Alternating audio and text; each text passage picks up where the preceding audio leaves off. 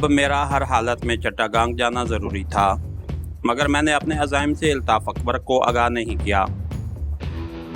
شہناز ہمارے لیے مصیبت کا باعث بن سکتی ہے، مگر ہم اسے کہیں چھوڑ بھی نہیں سکتے۔ کیا خیال ہے، اگر ہم اپنے آپ کو انڈین آرمی کے حوالے کر کے قیدی بن جائیں تو جنیوا کنونشن کی روح سے ہمارے ساتھ برا سلوک نہیں کیا جائے گا، اور یوں شہناز بھی محفوظ ہو جائے گی، الطاف نے کہا۔ میں نے الطاف اکبر پر ایک خاموش نگاہ ڈالی۔ اس کی سوچ بڑی نارمل تھی۔ وہ اپنی، میری اور ایک بدقسمت مسلمان لڑکی کی جان بچانا چاہتا تھا، لیکن وہ دو باتوں سے بے خبر تھا۔ پہلی بات یہ کہ جنگ میں جنیوا کنونشن جیسے معاہدوں کے پرزے اڑا دیے جاتے ہیں، اور دوسری یہ کہ میں ایک کمانڈو تھا جو اپنی جان کسی حالت میں بھی اپنے وطن عزیز پاکستان سے زیادہ قیمتی نہیں سمجھتا تھا۔ میں نے صرف اتنا کہا کہ جب وقت آئے گا تو دیکھا جائے گا، ابھی تو ہمیں چٹاگانگ پہنچنے کی کوشش کرنی چاہیے۔ میری ساری توجہ پاکستان کے خلاف بھارتی ملٹری انٹیلیجنس کے ناپاک اور گھناؤنے مشن کی طرف تھی، جس کے ذریعے وہ پاکستان کے بچے ہوئے ٹکڑے کو بھی صفحہ ہستی سے مٹا دینا چاہتا تھا۔ میں نے اس مشن کو اپنی جان کی بازی لگا کر بھی نیست و نابود کرنے کا عزم کر لیا تھا۔ میں یہ جاننے کے لیے بےتاب تھا کہ وہ خفیہ مشن کیا ہے۔ اس کے لیے ضروری تھا کہ چٹاگانگ پہنچ کر 15ویں ڈویژن کی 8ویں مراٹھا ریجمنٹ کے کرنل گپتا سارتھی سے ملاقات کی جائے۔ مکتی باہنی والا تو جہنم واصل ہو چکا تھا، اب اس کی جگہ میں کوڈ کی مدد سے کرنل گپتا سے ملاقات کر کے اس گھناؤنے مشن کی تفصیل معلوم کرنا چاہتا تھا۔ یہ خوش قسمتی تھی کہ بھارتی انٹیلیجنس کے اس آدمی کا رینک بھی حوالدار بتایا گیا تھا، اور میں بھی انڈین فوج کے ایک حوالدار کی وردی میں ہی تھا۔ قدرت پاکستان کے دشمنوں کے ناپاک منصوبوں سے بچانے کے لیے میری مدد کر رہی تھی۔ میں نے دیکھا کہ درختوں کے عقب میں دور چٹاگانگ ڈھاکہ ہائی وے صاف ہو گئی تھی۔ فوج کا کنوائے گزر گیا تھا۔ میں نے الطاف اکبر سے کہا کہ وہ شہناز کو لے آئے، ہمیں اب یہاں سے نکل جانا چاہیے۔ شہناز نے غسل کر دیا تھا اور وہ کچھ تازہ دم لگ رہی تھی۔ ہم انناس کے باغ میں سے ہوتے ہوئے بڑی سڑک پر آ گئے۔ یہاں سڑک کے کنارے ایسے فوجی مورچے دیکھے جو کچلے ہوئے تھے، لگتا تھا ان کے اوپر سے ٹینک گزرے ہیں۔ ایک جگہ 2 لاشیں بھی دیکھیں جو جاڑیوں کے پاس اوندھی پڑی تھیں۔ انڈین کنوائے ہم سے کافی آگے تھا۔ میں نے مسلطن جیپ کی رفتار کم ہی رکھی تھی۔ مشرقی پاکستان میں ابھی بدنظمی اور افراتفری کا عالم تھا۔ اگرچہ پاک فوج نے ہتھیار ڈال دیے تھے، لیکن جنوبی اور مشرقی محاذوں پر پاک فوج کے غیور جوان ابھی تک جنگ جاری رکھے ہوئے تھے۔ چنانچہ اس قسم کی فضا میں اکا دکا فوجی گاڑیوں کی چیکنگ کے لیے خصوصی پوسٹ کہیں بھی نہیں تھی، اور ہم اس صورتحال کا پورا فائدہ اٹھاتے ہوئے مسلسل آگے بڑھ رہے تھے۔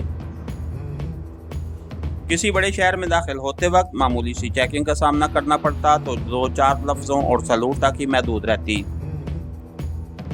یہ ڈھاکہ سے باہر حالات بہت مختلف تھے، اور یہاں زیادہ تر بنگالی ریجمنٹیں مصروف کار تھیں۔ بھارتی فوجوں کا اعتماد ڈھاکہ اور چٹاگانگ میں زیادہ تھا۔ دوپہر کو ہم نے ایک قصبے کے باہر جیپ کھڑی کر کے کھانا کھایا اور دوبارہ سفر شروع کر دیا۔ شاید تھکاوٹ، پریشانی اور رات جگہ کے باعث شہناز کو بخار ہو گیا تھا۔ ایک بنگالی دکاندار سے ہم نے اسپرو خرید کر شہناز کو چائے کے ساتھ 2 گولیاں کھلائیں۔ میرا ذہن اب صرف بھارتی فوج کے پاکستان دشمن خفیہ منصوبے کے خلاف کام کر رہا تھا، اور میری خواہش تھی کہ شہناز اور الطاف اکبر کو کسی محفوظ مقام پر پہنچا کر خود اپنا کمانڈو مشن شروع کر دوں۔ دوسرا دن اور دوسری رات سفر کے آخر ہم چٹاگانگ پہنچ گئے۔ شہناز کا بخار اور تیز ہو گیا تھا اور وہ پچھلی سیٹ پر پڑی تھی۔ الطاف نے کہا کہ اسے کسی ڈاکٹر کو دکھانا چاہیے۔ ڈاکٹر کو دکھانے کا مطلب تھا کہ ہمارا راز فاش ہو جاتا۔ کم از کم ڈاکٹر کو یہ ضرور معلوم ہو جاتا کہ وہ لڑکا نہیں بلکہ لڑکی ہے۔ اگر ہم کسی بنگالی مسلمان ڈاکٹر کی طرف رجوع کرتے تب بھی ان حالات میں اس پر بھروسہ نہیں کیا جا سکتا تھا۔ شہناز کا جسم واقعی بخار میں پھینک رہا تھا۔ چٹاگانگ شہر کی حالت بھی ڈھاکہ سے بہت بہتر نہیں تھی۔ جگہ جگہ غیر بنگالیوں کی دکانیں اور مکان ٹوٹے پڑے تھے۔ بازاروں میں بنگالی جلوس نکالے نعرے لگاتے پھرتے تھے۔ یہاں انڈین فوج بھی کافی تعداد میں تھی۔ और बंगाली रेजिमेंट के जवान भी मुक्ति बाहिनी ग्रुप के साथ मिलकर गैर बंगालियों के बच्चे खुचे मकानों को लूट रहे थे। चट्टागांग में रहने वाले तकरीबन सभी गैर बंगालियों को कत्ल कर दिया गया था। कुछ लोग फरार हो चुके थे। किसी गैर बंगाली मुसलमान डॉक्टर के मिलने का सवाल ही पैदा नहीं होता था। शहनाज की हालत बिगड़ती जा रही थी। उसने बुखार में शिद्दत के बायस बड़बड़ाना शुरू कर दिया। वो बार बार अपने शहीद खामिन को पुकारती थी। ये बात हमारे लिए बेहद खतरनाक साबित हो सकती थी। मैं जीप को शहर के गंजान इलाके से निकालकर अहमद बाजार में से होता हुआ मज़ाफात की तरफ ले गया, ताकि मुक्ति बाहिनी और इंडियन फौजियों की नज़रों से दूर रहा जा सके। रास्ते में मेरी नज़र इंडियन फौज की एक एम्बुलेंस पर पड़ी थी, जो अहमद बाजार के कोने पर एक इमारत के सामने खड़ी थी। मैंने शहनाज को एक दरख्त के नीचे अल्ताफ अकबर के पास छोड़ा और खुद जीप लेकर एम्बुलेंस की तरफ चला। ये भारत की मेडिकल कोर की एम्बुलेंस थी और वहाँ एक गोदाम से 3-4 भारतीय फौजी दवाइयों के बक्स निकालकर गाड़ी में भर रहे थे। मैं जीप खड़ी करके उनके पास गया तो सिपाहियों ने मुझे सलूट किया। मैंने सलूट का जवाब देते हुए कहा, ओ जवानों, ओ तुम्हारे पास कोई बुखार शुखार की दवा है तो दे दो, हमारा एक गिराई बीमार हो गया है। इन फौजियों में एक हवलदार भी था। उसने मुस्कुरा कर कहा, सर हमारे पास तो पेटेंट दवाएं हैं, आप यूनिट डिस्पेंसरी क्यों नहीं चले जाते? वहाँ डॉक्टर मेश मौजूद होंगे। मैंने कहा, ओए उसकी क्या ज़रूरत है, मामूली बुखार है, कोई पेटेंट दवाई सप्लाई कर दो। ये चूँकि मेडिकल कोर के आदमी थे, इसलिए उन्हें बुखार, नज़ला, ज़ुकाम वगैरह की दवाइयों का बखूबी इल्म था। उन्होंने मुझे एक छोटी सी डबिया दी जिसमें कुछ कैप्सूल थे। सर अभी एक कैप्सूल आपने गिराई को दे दें, भगवान की दिया से बुखार फ़ौरन उतर जाएगा। मैंने जीप में बैठते पूछा, ओए जवान, इधर 8वीं मराठा रेजिमेंट का हेड क्वार्टर किधर है ओए? भारतीय सिपाहियों ने कदरे हैरानी से मेरी तरफ देखा। हवलदार बोला, सर हम सब 8वीं मराठा रेजिमेंट के जवान हैं। आपको मालूम नहीं सर कि यहाँ सिर्फ 8वीं मराठा रेजिमेंट ही डिप्लॉय है। आपकी रेजिमेंट कौन सी है सर? मैंने अपनी घबराहट पर काबू पाते हुए कहा, ठीक जवान, हम तुम्हारा चेकिंग कर रहा था। तुमको मालूम है इधर दुश्मन लोग भी हमारी वर्दी में फिरता है। ओके जवान, अपना काम करो। मैं जीप पर स्टार्ट करके तेज़ रफ्तारी से आगे निकल गया। ये एक बलाए नागहानी ही थी। इस मराठा रेजिमेंट का मतलब था कि चट्टागांग में 15वीं बख्तरबंद डिवीजन की 8वीं मराठा रेजिमेंट काम कर रही थी। यहाँ से कर्नल गुप्ता सारथी के बारे में मालूमात हासिल करना कोई दुश्वार काम नहीं था। मैंने अल्ताफ अकबर को कुछ नहीं बताया। शहनाज को कैप्सूल खिलाया गया। उसे जीप की पिछली सीट पर लिटाकर ऊपर कंबल डाल दिया। उस वक्त हमारा सबसे अहम मसला किसी ऐसी जगह की तलाश थी जहां हम रात बसर कर सकें। हम किसी इंडियन फौजी बैरक में तो जा नहीं सकते थे। मेरा ख्याल है हमें यहाँ से कॉक्स बाजार की तरफ निकल जाना चाहिए। वहाँ से हम किसी तरह सरहद पार करके बर्मा में दाखिल हो सकते हैं, अल्ताफ ने कहा। लेकिन मेरा प्रोग्राम तब्दील हो चुका था। पाकिस्तान के खिलाफ खतरनाक तरीन भारतीय मंसूबे का इंकशाफ होने के बाद मैं उस वक्त तक वतन अजीज़ की सरजमीन पर कदम रखना चाहता था जब तक उस नापाक मंसूबे को खाक में न मिला देता। लेकिन इससे पहले अल्ताफ अकबर और शहनाज को किसी महफूज मकाम तक पहुंचा देना चाहता था। मैंने जवाब में कहा, शहनाज को आराम की ज़रूरत है। जब तक उसका बुखार नहीं उतर जाता हमें कॉक्स बाजार का रुख नहीं करना चाहिए। अल्ताफ अकबर ने सवाल किया कि हम चट्टागांग में कहाँ रह सकते हैं। मेरा ख्याल गैर बंगालियों की छोड़ी हुई कोठियों की तरफ चला गया। चट्टागांग के मज़ाफात में एक टीले पर बरेली के खान मुमताज़ हुसैन खान की एक कोठी हुआ करती थी। अपने कारोबार के सिलसिले में चट्टागांग जाता तो उनकी कोठी पर ज़रूर जाया करता था। खान साहब का चट्टागांग में कागज़ का कारोबार था और वो अपने कुंबे के साथ बड़ी खुशहाली की ज़िंदगी बसर कर रहे थे। मैंने अल्ताफ को जीप में बैठाया और उस कोठी की तरफ चल दिया। कोठी तबाही बर्बादी का नक्शा पेश कर रही थी। सारा सामान लूटा जा चुका था। कमरों में टूटी फूटी चीजें बिखरी हुई थीं, लेकिन बड़े बड़े पलंग मौजूद थे। हमने शहनाज को एक पलंग पर लिटा दिया। किचन का जायजा लिया तो मालूम हुआ कि गैस और पानी तो है, मगर खाने पीने की कोई शय मौजूद नहीं है। میں نے الطاف کو شہناز کے پاس چھوڑا اور خود جیپ لے کر بڑے بازار میں آ گیا۔ پہلا کام یہ کیا کہ ایک پیٹرول پمپ سے جیپ کی ٹینکی فل کروائی اور پیٹرول والے کو یوں ہی 8ویں مرٹا ریجمنٹ کی پرچی لکھ کر دے دی۔ اس کے بعد مارکیٹ سے چائے، دودھ، بسکٹ، ڈبل روٹی، چاول اور مرغی کا گوشت خریدا۔ کچن میں یہ سامان رکھ کر میں نے چائے بنائی۔ شہناز کا بخار کافی اتر چکا تھا۔ اسے چائے پلائی تو اس کی طبیعت قدرے بہتر ہو گئی۔ اسے صورتحال سے آگاہ کیا گیا اور بتایا کہ وہ ایک روز اس کوٹھی میں قیام کرنے کے بعد ہم لوگ کاکس بازار روانہ ہو جائیں گے۔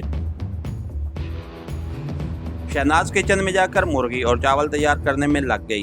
میں اور الطاف اکبر آئندہ پروگرام کے بارے میں گفتگو کرنے لگے۔ کئی روز بعد ہم نے پیٹ بھر کر گھر کے پکے ہوئے چاول اور مرغی کھائی تو طبیعت بشاش ہو گئی۔ شہناز کو ہم نے آرام کرنے کا مشورہ دیا اور خود برآمدے کے بغلی کمرے میں جا کر بیٹھ گئے۔ یہاں ایک ٹوٹی پھوٹی کرسیوں کے سوا کچھ بھی نہ تھا۔ میں نے الطاف کو بتایا کہ یہاں ممتاز حسین خان صاحب عیش و آرام کی زندگی بسر کر رہے تھے۔ خدا جانے ان کا کیا انجام ہوا ہوگا۔ ہم نے کھڑکی کا پردہ تھوڑا سا ایک طرف کر دیا تھا، یوں ہم باہر بھی نگاہ رکھے ہوئے تھے۔ ہماری جیپ کوٹھی کے پورچ میں ایک طرف سائے میں کھڑی تھی اور باہر سے اس پر نگاہ نہیں پڑ سکتی تھی۔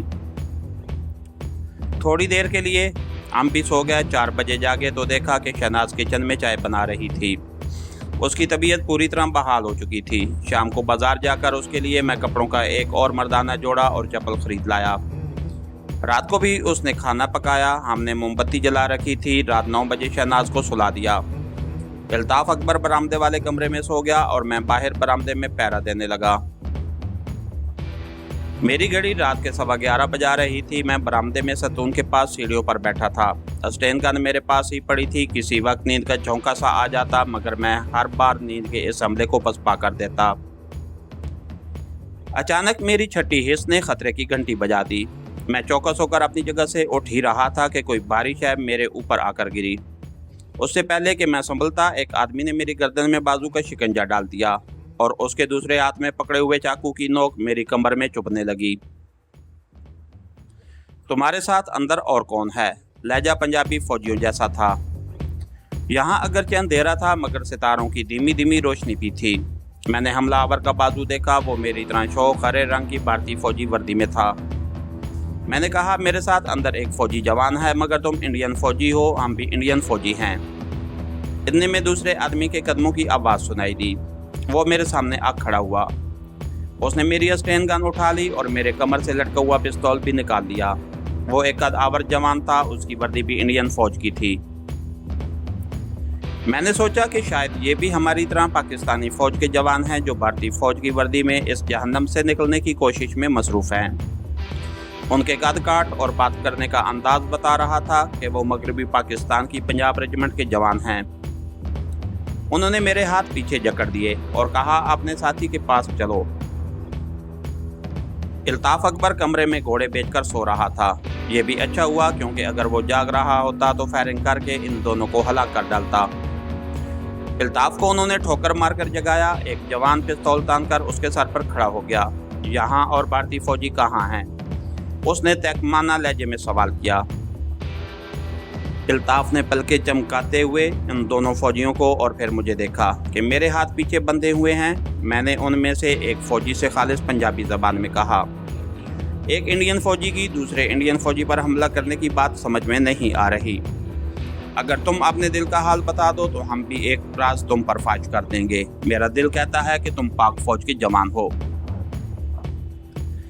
پرانی میز کے نیچے موم بتی روشن تھی۔ دونوں فوجیوں نے ہمیں گور کر دیکھا۔ ان میں سے جو قد آور تھا وہ میرے قریب آ کر بولا، تم کون لوگ ہو؟ ہم دونوں اس وقت تمہاری قید میں ہیں۔ اگر تم انڈین فوجی ہو تب بھی ہمارا راز راز نہیں رہ سکتا۔ تم ہمیں اپنے ہیڈ کوارٹر لے جاؤ گے جہاں یہ بات کھل جائے گی کہ ہم دونوں پاکستانی فوج کے آدمی ہیں۔ اب تم لوگوں کو چاہیے کہ حقیقت حال ہم پر واضح کر دو۔ الطاف اکبر نے اپنا اور اپنی ریجمنٹ کا نام بتا دیا۔ میں نے بھی اپنا نام اور ڈھاکہ میں اپنے کاروبار کے بارے میں بتاتے ہوئے کہا کہ ساتھ والے کمرے میں ایک پاکستانی سول افیسر کی بیوی بھی موجود ہے جو مردانہ لباس میں ہے اور جس کے شوہر کو مفتی بہنی والوں نے اس کی آنکھوں کے سامنے ہلاک کر دیا تھا۔ پھر ہم نے باری باری کلمہ شریف پڑھا۔ اس پر انہوں نے باقاعدہ ہمارا میڈیکل چیک اپ کیا और फिर हमें गले लगा लिया। कदावर फौजी बोला, मेरा नाम सजावल खान है, ये मेरा साथी लांसनायक करमदाद है, हमारा ताल्लुक पाक एयरफोर्स की ग्राउंड स्टाफ से है। हमने 2 इंडियन फौजियों को हलाक करके उनकी वर्दियां पहन ली थीं। हमें पता चला था कि यहाँ टीले की दूसरी जानिब इंडियन हेलीकॉप्टर ब्रिगेड का बेस है। हम एक हेलीकॉप्टर उड़ाकर यहाँ से बर्मा की तरफ निकल जाना चाहते थे। ये कोठी टीले के ऊपर थी। हम यहाँ से हेलीकॉप्टर बेस का जायजा लेना चाहते थे कि हमें पोर्च में भारतीय जीप और फिर तुम सीढ़ियों पे बैठे नजर आए। उन्होंने साथ वाले बेडरूम में जाकर शहनाज को सोते हुए देखा। मेरे बाजू खोल दिए गए थे। सजावल के पास दूरबीन भी थी। कोठी की छत पर लेटकर हमने बारी बारी दूरबीन से दूसरी तरफ नशेबी मैदान की जानिब देखा। वहाँ 2 फौजी हेलीकॉप्टर खड़े थे। उनमें से एक हेलीकॉप्टर उड़ाकर हम सब यहाँ से कॉक्स बाजार और वहां से सरहद पार करके बर्मा पहुंच सकते हैं, सजावल खान ने कहा। मैं हेलीकॉप्टर उड़ाना नहीं जानता, लेकिन तुम लोगों के लिए हेलीपैड तक रास्ता साफ कर सकता हूं, मैंने जवाब दिया। लांसनायक करमदाद मुस्कुराया। गिराई, ये काम किसी कमांडो का है। तुम एक कारोबारी आदमी हो, तुमको दुश्मन इंडियन वर्दी में भी भून कर रख देगा। मैंने खामोश रहना ही मुनासिब समझा। हम चारों इंडियन वर्दी में हैं, हमें हेलीकॉप्टर तक पहुंचने में कौन रोक सकता है, इल्ताफ अकबर ने कहा। सजावल खान कहने लगा, तुम भी नया फौज में लगता है। जांगली, तुमको इतना भी मालूम नहीं कि जब हेलीकॉप्टर मूव होता है तो कंपनी ऑफिस से उसकी मूवमेंट का आर्डर आता है, परमिट कटता है, सिग्नल दिया जाता है। हमारे पास तो कुछ भी नहीं है। हम तो हेलीकॉप्टर के पास जाएगा तो हमसे मूवमेंट आर्डर मांगा जाएगा और फिर हम गिरफ्तार हो जाएगा। फिक्र न करो, ये काम इंशाअल्लाह कल हो जाएगा। चलो अभी नीचे चलकर आराम करते हैं, मैंने कहा। सुबह सजावल खान और करमदाद ने वुजू करके नमाज अदा की। हमने भी उनके साथ नमाज पढ़ी। शहनाज बेदार हुई तो कमरे में किचन के बाहर 2 इंडियन फौजी देखकर सकते में रह गई। हमने सजावल और करमदाद का तारुफ कराते हुए सूरत हाल बयान की तो उसे कुछ हौसला हुआ। जवान, इस औरत को मर्दाना कपड़े ना पहनाओ, ये गुनाह की बात है। हम मर्द किस लिए साथ है, हम इसकी हिफाजत करेगा, सजावल ने कहा। शहनाज ने हम सब के लिए नाश्ता बनाया जो हमने किचन के फर्श पर बैठकर खाया। चाय पी। मैंने सजावल खान से उसके फरार की स्कीम के बारे में मजीद बातें शुरू कर दी। वो हेलीकॉप्टर चलाने में माहिर था। उसका कहना था कि एक बार मैं तुम लोगों को लेकर हेलीकॉप्टर में बैठ गया और हेलीकॉप्टर फिजा में बुलंद हो गया तो फिर कोई माई का लाल उसकी हवा तक को नहीं छू सकेगा। उसकी बातों में भरपूर एतमाद था। दोपहर के वक्त हमने एक बार फिर हेलीकॉप्टर बेस का मुआयना किया। हम छत पर लेटे हुए थे और बारी बारी दूरबीन लगाकर देख रहे थे। ये एक छोटा सा बेस था। दिन के 10 बजे हेलीकॉप्टर प्रवास कर गए। हम नीचे कमरे में आ गए। सजावल खान और करमदाद ने हमें ढाका एयरपोर्ट से अपने फरार की दास्तान सुनाई। बड़ी रोंगटे खड़ी कर देने वाली दास्तान थी। उन्होंने भी इस बात की तायीद की कि दिल्ली के महाज पर हमारे जवान अभी तक दुश्मन की राह में सीसा पलाई दीवार बनकर खड़े हैं। इसके साथ ही हमारी आज के एपिसोड का इख्तिताम हुआ। कहानीगार चैनल को लाइक कीजिए, सब्सक्राइब कीजिए और बेल आइकन को प्रेस कर दीजिए ताकि हर आने वाली नई वीडियो आप तक बर वक्त पहुँच सके। शुक्रिया।